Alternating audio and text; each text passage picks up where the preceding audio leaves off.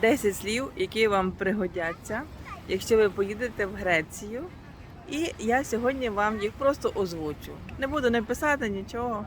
Це буде урок перший. Отже, поїхали. Слово коли. Поте. Поте. А якщо ви скажете поте, то буде ніколи. Це два слова. Третє слово. Дуже. Значить, наприклад, дуже ви хочете подякувати. Так? Ви кажете полі. Полі. Четверте слово. Тут буде езо. Але так більше не з, а езо. Езо.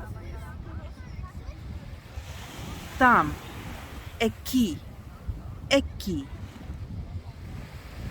Зараз. Тора.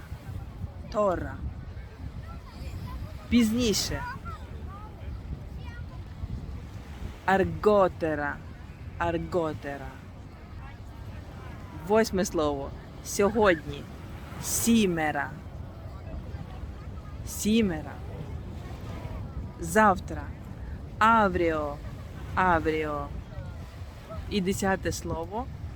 Це, так би мовити, словосполучення, але в грецькій це як одне слово. І це буде сьогодні ввечері.